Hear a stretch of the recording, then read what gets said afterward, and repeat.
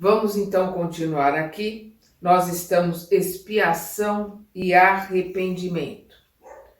O arrependimento acontece no estado corporal ou espiritual? Nós estamos na questão 990.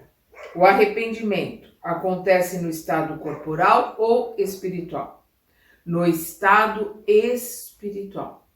Normalmente, quando nós desencarnamos, voltamos à nossa verdadeira vida, que é no plano espiritual, nós nos arrependemos do tempo perdido, nos arrependemos de não termos realizado o que pretendíamos fazer, nos arrependemos da revolta, nos arrependemos do mal que causamos e por aí vai. E a gente implora para poder reencarnar e acertar as coisas.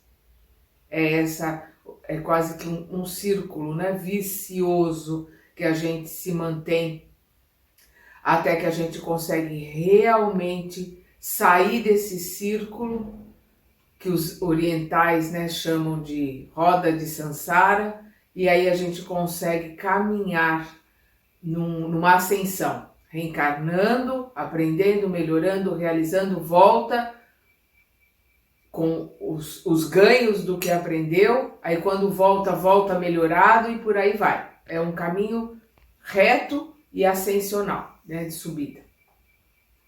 Então, nós nos arrependemos no estado espiritual, mas, eles, né, colocam aqui, mas também pode acontecer no estado corporal, quando vós compreendeis corretamente a diferença entre bem e mal. Então nós podemos sim também nos arrepender aqui encarnados, entendendo a situação e modificando, como o Chico colocou. A gente não tem como mudar o passado, mas a gente tem o aqui e agora para começarmos uma nova vida, nos modificarmos e modificarmos o nosso futuro. Qual é a consequência do arrependimento no estado espiritual? O desejo de uma nova encarnação para purificar-se. É aquilo que eu estava falando, vai implorar para ter uma nova encarnação para poder se purificar. O espírito compreende as imperfeições que o privam de ser feliz.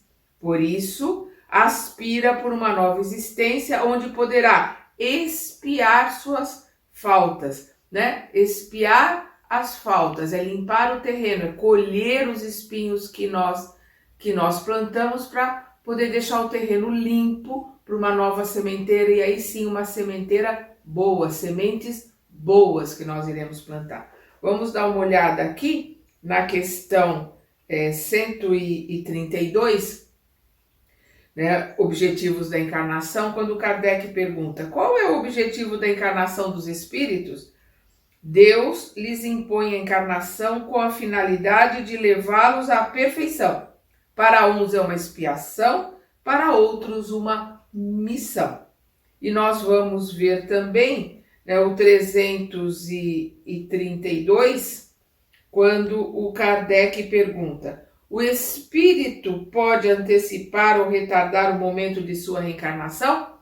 Né? Essa pergunta é interessante dentro do que nós estamos vendo agora. Pode antecipá-lo, pedindo em suas preces. Pode antecipar a reencarnação pedindo em suas preces. Por isso que eu coloco, pediu e pediu muito para reencarnar. E aí quando chega aqui, por preguiça, por indolência, perde tempo, empurra a vida com a barriga e aí perde a oportunidade de crescer, que foi para isso que a gente encarnou, para poder melhorar e para poder crescer. Ele coloca aqui, pode antecipá-lo pedindo em suas preces, pode também retardá-lo, se recuar diante da prova, pois entre os espíritos também há covardes e indiferentes. Então pode recuar diante da prova ou da provação, né, a prova mais difícil, ou recuar diante da expiação, e pode antecipar implorando, pedindo para poder vir. É o livre-arbítrio. Nosso livre-arbítrio funciona encarnados e desencarnados. Nós temos essa possibilidade de decidirmos quando, como, né, nós vamos voltar para a casa do Pai pela nossa vontade, pelas nossas próprias pernas. É uma decisão nossa, é o nosso livre-arbítrio. Nós somos eternos. Deus espera, Ele ensina pelo tempo, Ele não ensina pela dor. A dor são consequências dos nossos atos, a lei de ação e reação, de causa e consequência. Deus nos ensina com o tempo.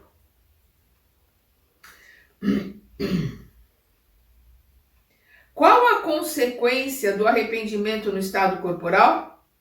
Ele perguntou no estado espiritual, agora ele pergunta no estado corporal. Avançar já na vida presente, se ainda houver tempo para reparar seus erros. Quando a consciência reprova algo e mostra uma imperfeição, sempre é possível melhorar. Sempre é possível melhorar. Basta a gente querer. Mas para isso nós precisamos do arrependimento. Por isso que ele coloca, qual é a consequência do arrependimento no estado corporal? É a possibilidade da gente poder melhorar ainda aqui. E vamos lembrar, nós vimos no nosso estudo passado, o Código Penal da Vida Futura, o item 16, que fala do arrependimento. Não vou rever aqui, porque nós vimos na aula passada, mas é importante a gente sempre ler e reler os 33 itens do Código Penal da Vida Futura, para nós entendermos, né, as normas que guiam a nossa reencarnação.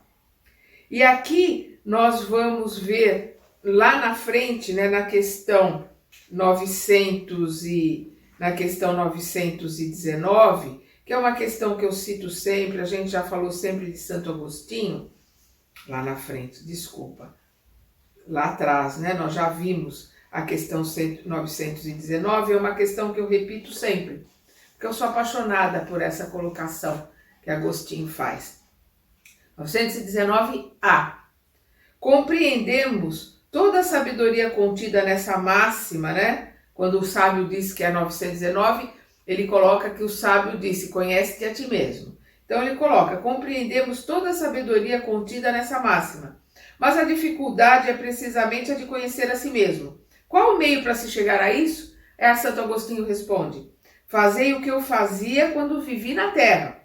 No fim do dia, eu interrogava minha consciência, refletia sobre o que havia feito e me perguntava se não faltara com algum dever, se alguém tivera motivo para reclamar de mim. Foi assim que consegui conhecer-me e ver o que precisava modificar em mim. Por aí vai, eu aconselho.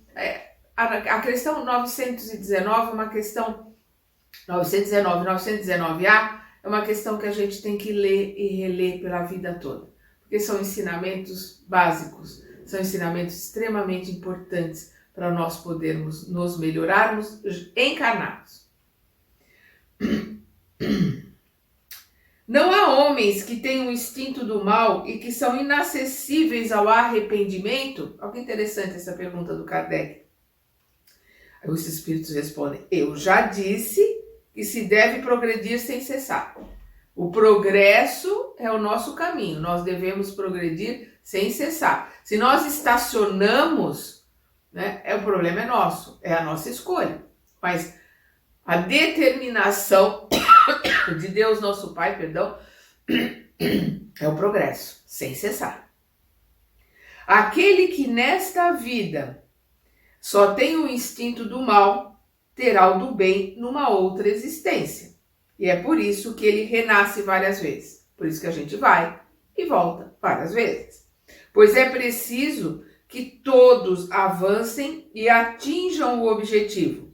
Alguns o atingem num período de tempo mais curto, outros num período mais longo, conforme o seu desejo. Aquele que só tem o instinto do bem já está purificado, pois já teve o do mal numa existência anterior. Então, aquele que já está num caminho de elevação, no caminho do bem, já superou os seus instintos maléficos, já superou, né, a sua sombra, já superou as mazelas que trazia consigo de vidas passadas e agora está caminhando no aprendizado. Então, vamos rever aqui a questão 115, quando Kardec pergunta, entre os espíritos, uns foram criados bons e outros maus?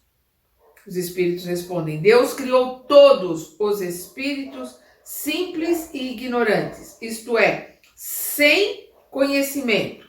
A cada um deu uma missão com a finalidade de iluminá-los e conduzi-los progressivamente à perfeição pelo conhecimento da verdade, para aproximá-los dele, né? Aproximá-los de Deus.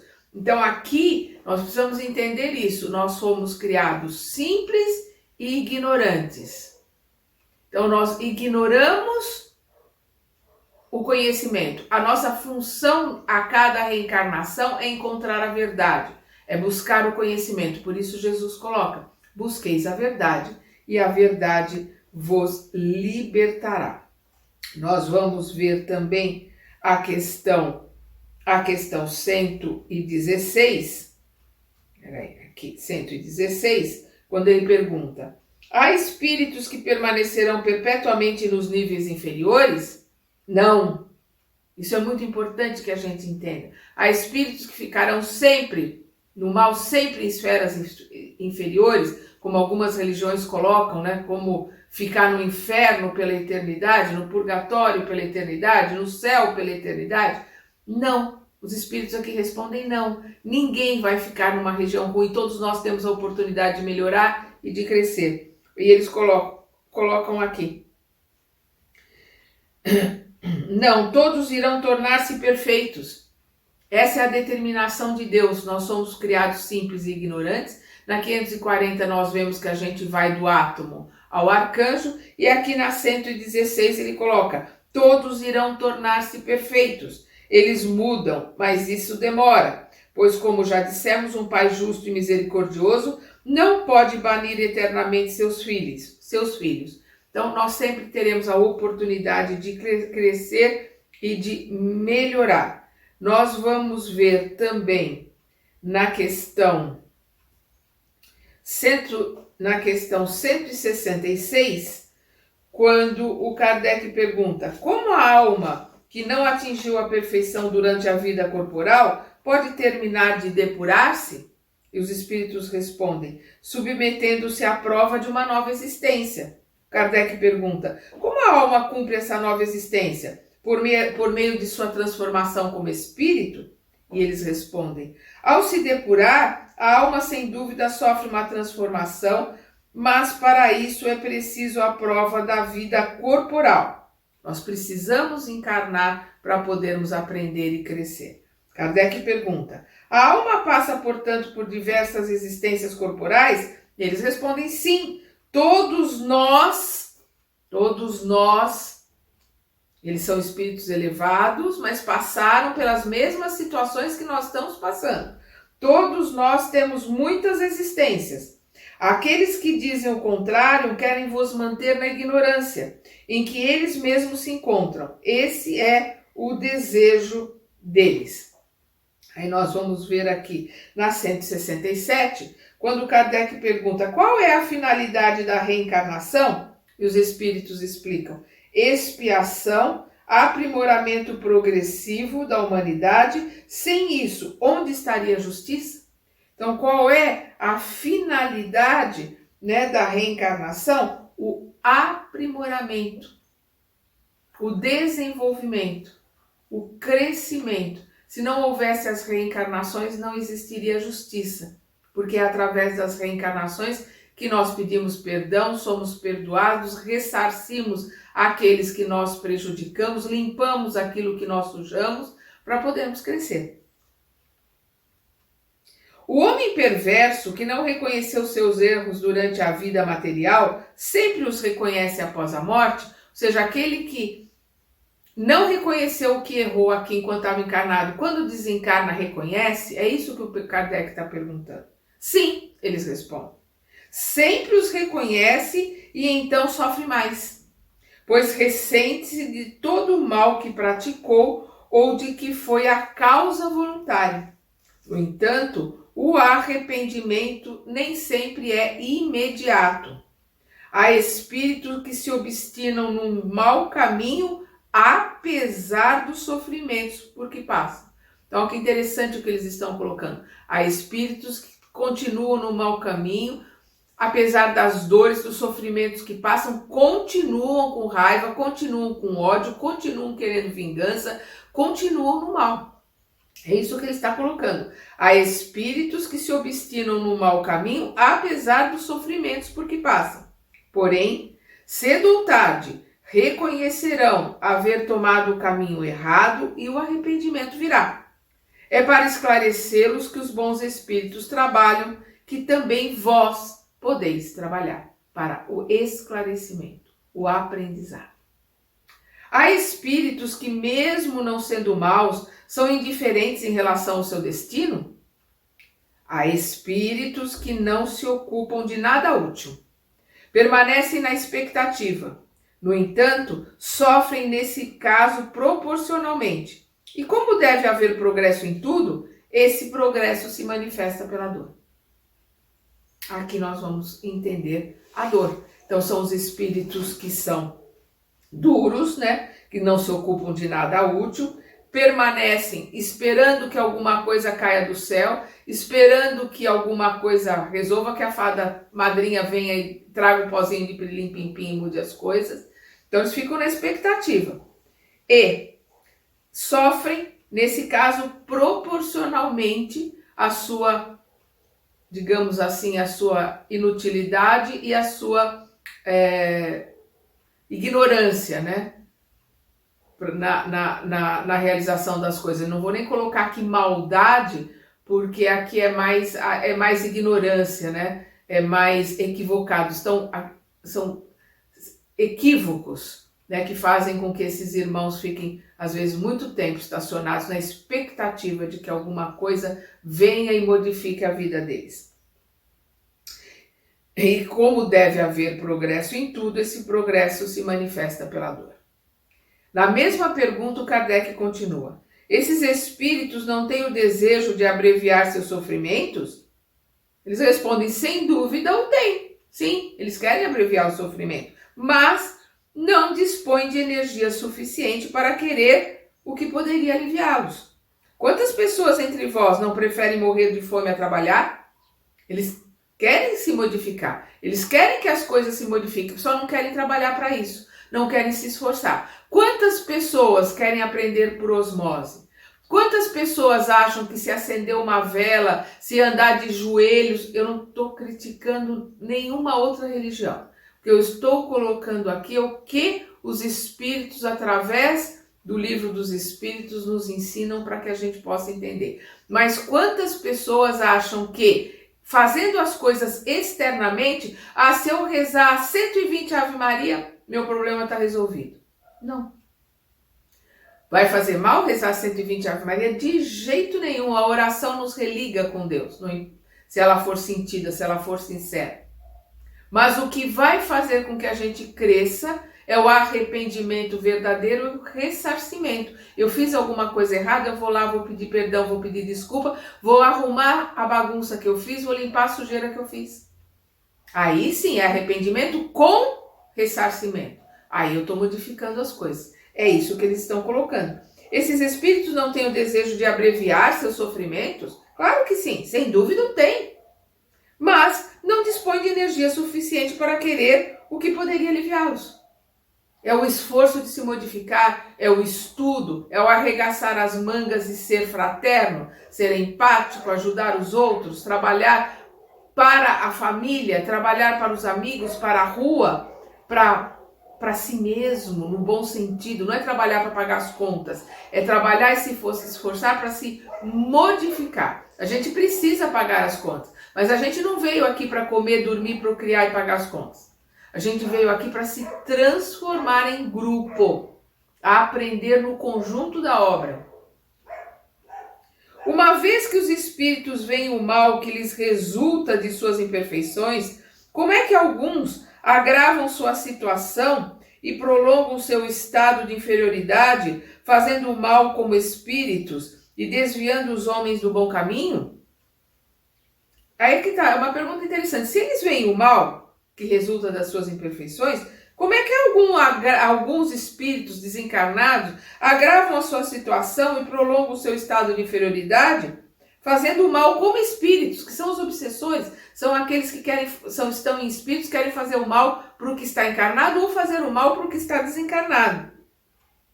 Eles respondem: procedem assim aqueles cujo arrependimento é tardio. O espírito que se arrepende pode em seguida deixar-se arrastar de novo ao caminho do mal por outros espíritos ainda mais atrasados. Então nós vamos ver aqui que nós acabamos de ler há 2 lições atrás, o 971, quando Kardec pergunta: a influência dos espíritos, a influência que os espíritos exercem uns sobre os outros é sempre boa? Eles respondem: sempre boa por parte dos bons espíritos, nem é preciso dizer. Mas os espíritos perversos procuram desviar do caminho do bem e do arrependimento os que acreditam ser suscetíveis de se deixar levar e que muitas vezes eles mesmos arrastam ao mal durante a vida. Então o que ele está dizendo aqui? O espírito pode reconhecer seus erros, pode ver o que estava errado, pode, mas mesmo assim não se arrepender. Mesmo assim continuar querendo a vingança, querendo o mal, querendo prejudicar aquele que ele odeia, aquele que ele acha que é o causador de todos os males da sua vida. E a gente sabe que isso não existe. Existe sempre uma parceria. Não, ninguém pode, por mais influenciador que seja um obsessor, ele não vai fazer um encarnado, um espírito igual a ele, porque nós somos espíritos, estamos encarnados, um espírito encarnado fazer aquilo que é contra a sua índole, fazer alguma coisa que seja contra as verdades e o aprendizado que ele já realizou verdadeiramente. Então uma pessoa que é incapaz, vou falar uma coisa assim, uma pessoa que é incapaz de falar um palavrão ou agredir alguém, por mais que o obsessor queira, por mais que ele se esforce, ele não vai fazer com que essa pessoa diga uma palavra de baixo calão ou que essa pessoa agrida alguém, porque não faz parte da índole dela, ela já superou esse tipo de atitude. Então, a parceria, a similaridade, né, o entrosamento, o quentinho de um com o outro é que fazem as coisas caminhar. Por mais que as pessoas queiram usar o plano espiritual como muleta, fazem isso por ignorância. Ah, não fui eu que fiz, foi um espírito que estava perto de mim, foi um obsessor que fez. Não, o obsessor não pode fazer nada que a gente não queira. E normalmente o que o obsessor faz é regar a plantinha que existe em nós. Existe uma semente ali, que nós queremos botar para debaixo do tapete, queremos esconder de nós mesmos. O obsessor vai regando essa semente, hora que vira um arbusto, tá do jeito que ele quer, ele só fica assistindo. Às vezes ele só dá um empurrãozinho, o resto nós fazemos, ele só fica assistindo. Mas é cômodo, é prático jogar a culpa no outro, como diz o Homer Simpson, né? A culpa é minha, eu ponho em quem eu quiser. É assim que a gente, infelizmente, a maioria de nós caminha. Vêem-se espíritos de notória inferioridade, acessíveis aos bons sentimentos e sensíveis às orações feitas em seu favor. Ele está dando, né? Vemos espíritos difíceis, espíritos infelizes, que são sensíveis às orações que são feitas para eles. Como se explica que outros espíritos que se deveria considerar mais esclarecidos mostrem um endurecimento e um cinismo que nada pode vencer? Olha a resposta. A prece só tem efeito em favor do espírito que se arrepende. Quando o espírito é refratário, ou seja, ele está com várias armaduras, com ideias pré-concebidas com ele, por mais que se ore a mãe, o pai, o irmão, a esposa, o filho, aqueles que o amam profundamente, ore por ele, ele monta uma carapaça, né? Ele monta uma armadura, ele fica refratário. Essas orações não chegam até ele. Quando ele se arrepender, quando ele se modificar, aí sim ele vai ter condições, né, de assimilar essas orações que foram feitas. Elas foram perdidas? Não, elas não foram perdidas. É como se elas ficassem ali em compasso de espera.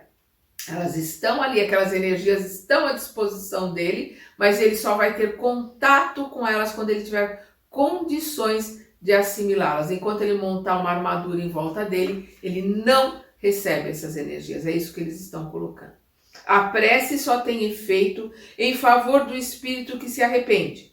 Mas aqueles que, impelidos pelo orgulho, se revoltam contra Deus e persistem em seus desvios, aumentando-os, como o fazem os espíritos infelizes, sobre estes a prece nada pode e nada poderá, até o dia em que a luz do arrependimento neles se manifeste. Então, a hora que a luz do arrependimento, a hora nós vamos lembrar do André Luiz no começo do Nosso Lar, né, que ele está lá no umbral grosso, e que ele está ali sendo chamado de suicida, está numa associação, comendo água pútrida, barbudo, todo, né, com as unhas compridas, a roupa rasgada, todo danado. A hora que ele se arrepende de verdade, ele entra em contato com Clarencio, que sempre esteve ali tentando ajudá-lo, mas ele fugia da luz. Ele fugia daqueles que queriam ajudá-lo. No momento do arrependimento verdadeiro, aí ele pôde ver, pôde sentir a presença daqueles que estavam ali em volta dele. Ele pôde receber os bálsamos das orações daqueles que enviavam orações para eles, inclusive a sua mãe, que estava sempre mandando, enviando orações e pedindo ajuda por ele. Então a prece só tem efeito em favor do espírito que se arrepende, mas aqueles que, impelidos pelo orgulho, se revoltam contra Deus e persistem em seus desvios, aumentando, né, os seus débitos, como o fazem os espíritos infelizes, sobre estes a prece nada pode e nada poderá, até o dia em que a luz do arrependimento nele se manifeste. Nós vamos ver aqui palavras do Kardec. Não se deve esquecer que o espírito, após a morte do corpo, não se transforma subitamente. Nós continuamos iguaizinhos como somos. Se sua vida foi condenável, é porque era imperfeito. Ora, a morte não o torna imediatamente perfeito. Ele pode persistir em seus erros, em suas falsas opiniões e preconceitos, até que seja esclarecido pelo estudo, pela reflexão e pelo sofrimento. Sempre depende de nós, estando encarnado ou estando desencarnado, depende de nós querermos mudar a nossa situação através da nossa mudança interior. É mudando por dentro, é nos transformando que nós mudamos a psicosfera, mudamos o mundo à nossa volta. A expiação se cumpre no estado corporal ou no estado espiritual? Eles respondem, a expiação se realiza durante a existência corporal por meio das provas e provações às quais o espírito é submetido, e na vida espiritual, por meio dos sofrimentos morais inerentes, né, que não se pode retirar, ao estado de inferioridade do espírito. Então, a expiação, ela se cumpre aqui na Terra, como encarnado, e ela se cumpre pela dor, pelo arrependimento, né, pelo sofrimento no estado espiritual. Vamos rever aqui, a gente nem precisa reler, nós estamos sempre falando da 258, que é quando Kardec pergunta sobre as nossas provas, provações, expiações, e o plano espiritual, né, os espíritos respondem que somos nós que escolhemos as provas, as provações, a expiação que iremos realizar. E Deus é tão misericordioso que Ele permite que a gente pague, através da expiação, em parcelas muito pequenas a cada encarnação. E as provas pelas quais nós passamos foram escolhidas por nós. Então a maioria do sofrimento, da dor que nós temos aqui encarnados são provas, não são expiação. São provas escolhidas por nós, quando nós estávamos no plano espiritual. Porque nós achávamos que já tínhamos aprendido. E a hora que a gente entra aqui com esquecimento, com a primeira farpa que entra no dedo, a gente já diz, ó Deus, ó Senhor, por que me castigaste? Quer dizer, não tem nem noção do que é a verdadeira dor ou o que é o verdadeiro sofrimento, porque a gente acha que o que acontece conosco é mais difícil, é mais duro, a dor é maior do que com o outro. Pelo nosso egoísmo, pela nossa prepotência, vaidade, a gente acha que tudo que acontece conosco, digamos assim, é mais difícil do que acontece com o outro. E a gente vai para o campo da vitimização. E a vitimização joga a gente nas mãos dos nossos irmãozinhos instigantes. Então nós precisamos sair disso. Não existe vítima nesse planeta, eu repito isso e vou repetir sempre. Existe a dor, existe o sofrimento, mas não existe vítima. Então nós não somos vítimas de nada nem de ninguém. Nós temos que aprender com as lições que estão no nosso caminho. Quando elas acontecem, nós temos que perguntar para quê, não é por quê. Para quê? Para que determinada coisa está no meu caminho? O que eu tenho que aprender com isso? É assim que nós temos que olhar todas as situações da nossa vida. O arrependimento sincero durante a vida basta para apagar os erros e alcançar a graça de Deus? Ele está perguntando, só se arrepender basta? Nós vimos lá na questão 16, no item 16 e no item 17 do Código Penal da Vida Futura, capítulo 7 do livro Céu e Inferno, que não, né? O arrependimento sem o ressarcimento não vai resolver o problema. Então, olha aqui a resposta deles.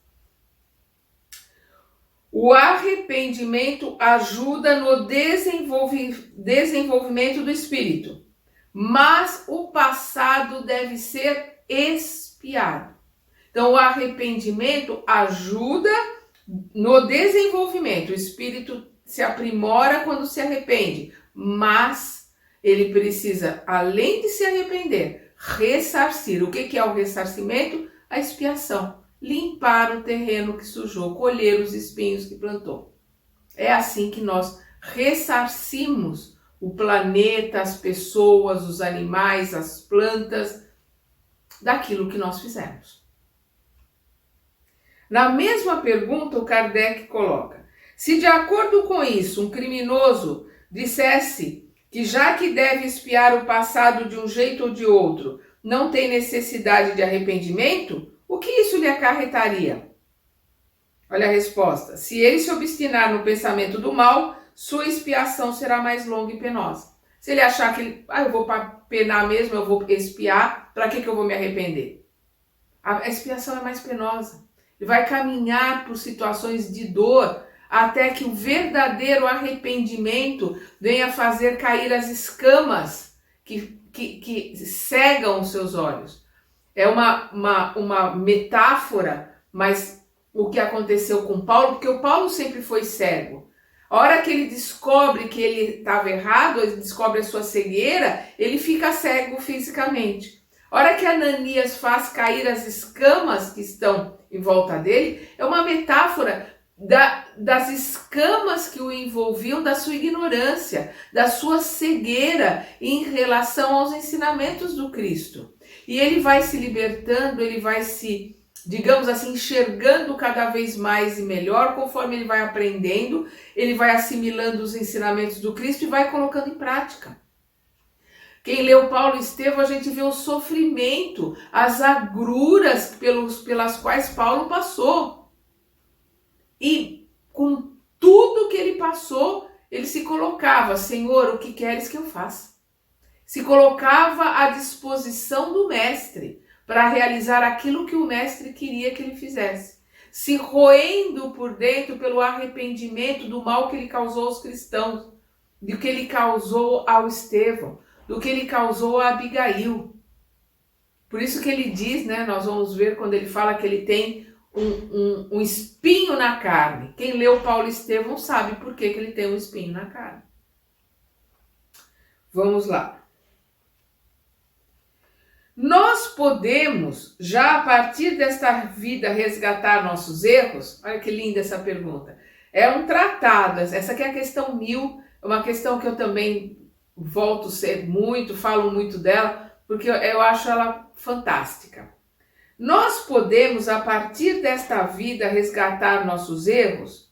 Sim, reparando-os, mas não penseis em resgatá-los com algumas privações pueris, ou com doações póstumas, quando não tereis necessidade de mais nada. O que ele está colocando aqui? É quem deixa um testamento, eu não vou me privar de nada, mas a hora que eu morrer eu deixo tudo para os pobres. É uma doação póstuma. Eu não vou poder utilizar mais, então eu dou. Tem seu mérito? Claro que tem seu mérito. Vai ajudar associações, orfanatos, hospitais. Tem, não deixa de ter o seu mérito, mas não é isto. Não é dar do supérfluo, não é dar daquilo que eu não vou usar mais. É dar daquilo que me falta. É a parábola da viúva, quando ela dá do óbolo da viúva, quando ela dá aquilo que vai fazer falta para ela. É o único que ela tem para comer durante a semana, ela doa para quem ela precise mais do que ela. É o que ele está colocando aqui. Nós podemos, a partir desta vida, resgatar nossos erros? Sim, reparando-os. Mas não penseis em resgatá-los com algumas privações pueris, né? Dando daquilo que não tem a menor importância para nós. Ou com doações póstumas quando não tereis necessidade de mais nada.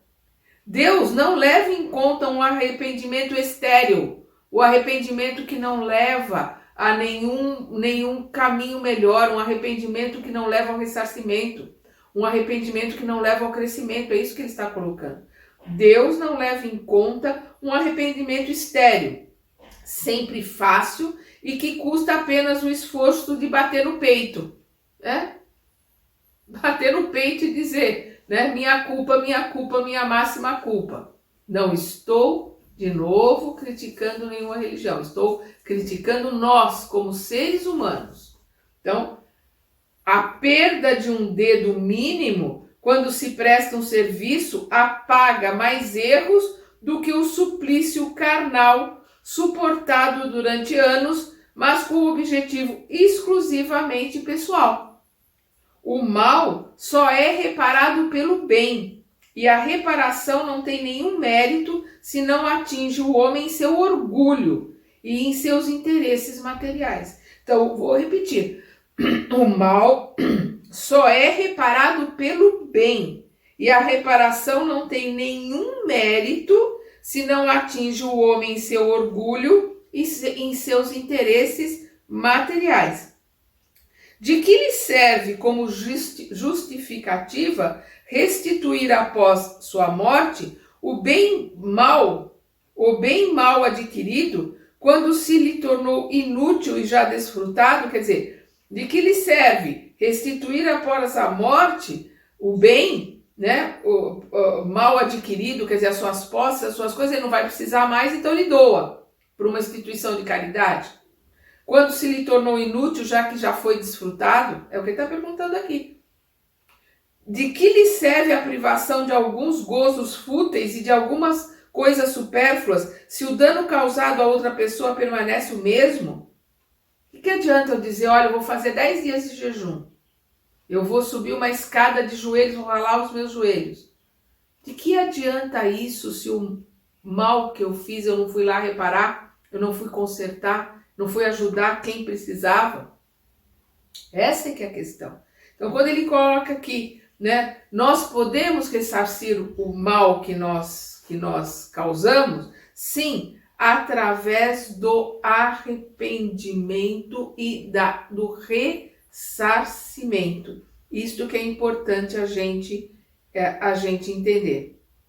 Nós vamos ver aqui na questão 726, quando ele pergunta: se a maneira como suportamos os sofrimentos desse mundo nos eleva, os sofrimentos que criamos voluntariamente também podem elevar-nos, né? Que é isso que ele está falando aqui, os sofrimentos que nós causamos voluntariamente. Eu vou ralar o joelho, eu vou me arrastar até não sei aonde para pagar o erro que eu fiz. Ele pode nos ajudar? Ele coloca, os espíritos colocam, os únicos sofrimentos que elevam são os naturais, porque vêm de Deus. Os sofrimentos voluntários não servem para nada, quando nada fazem pelo bem dos outros. Os sofrimentos pessoais não servem para nada, quando nada fazem pelo bem dos outros. Se eu estou sofrendo, se eu estou passando uma necessidade para ajudar o outro, isso é altruísmo, isso é renúncia. aí sim eu realmente estou fazendo alguma coisa que vai servir. Se eu estou pura e simplesmente pegando um chicote, me chicoteando e dizendo, olha a dor que eu estou sentindo para pagar os meus pecados, isso é vaidade, isso é orgulho, isso não tem resultado e não tem propósito nenhum. Continuando aqui, enfim, de que lhe serve humilhar-se perante Deus, se conserva o orgulho perante os homens? É exatamente o que nós estamos colocando aqui. O que adianta se humilhar perante Deus, se perante os homens continua forte, prepotente, orgulhoso, né? Egoísta, vaidoso. Não adianta com as pessoas ter uma atitude e depois lá se ajoelhar, ó Senhor, como eu sou ruim, e se bate com o cilício. Ó Senhor, vou ficar 2 dias sem comer para que eu possa pagar os meus pecados. 2 dias de jejum, se acha o máximo, porque está ali 2 dias sem comer. Estaria ganhando muito mais se estivesse alimentando pessoas que estão há 2 dias sem comer porque não acham, não tem o que comer. É essa que é a questão, entender que nós estamos aqui para ajudar, para servir ao outro. Porque quando nós estamos servindo ao outro, nós estamos servindo em nome de Deus. E Deus age para o homem através do homem. Aí nós vamos ver aqui, quando ele diz a vida de mortificações ascéticas, né, os gurus, os que estão enclausurados, os monges, sempre foi praticada desde a mais remota antiguidade e por diversos povos. Ela é meritória sob o ponto de vista qualquer? Aí eles respondem, perguntai-vos para que ela serve, e tereis a resposta. Se ela só serve para quem a pratica e o impede de fazer o bem, porque ele está preso, ele está na clausura, ele está na caverna, ele não pode fazer o bem,